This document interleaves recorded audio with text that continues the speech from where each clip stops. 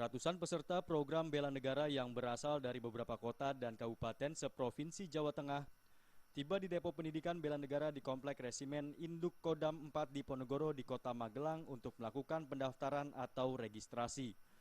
Namun usai melakukan registrasi, ratusan peserta program bela negara tersebut kembali angkat koper lantaran adanya pemberitahuan secara mendadak bahwa pelaksanaan program bela negara yang diwacanakan oleh Menteri Pertahanan tersebut kembali ditunda tanpa alasan yang jelas.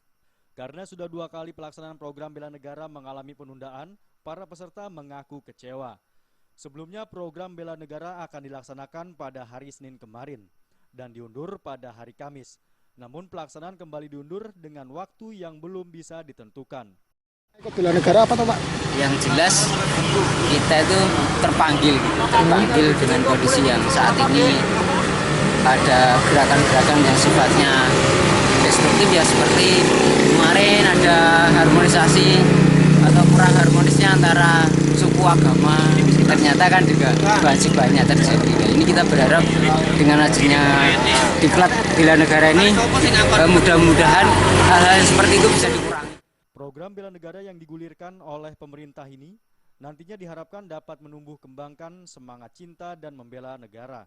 Hingga kini belum ada kepastian kapan akan berlangsungnya program bela negara tersebut dimulai. Sementara ratusan peserta bela negara kembali ke kotanya masing-masing. Dari Magelang, Jawa Tengah, Yuki Pramudia melaporkan.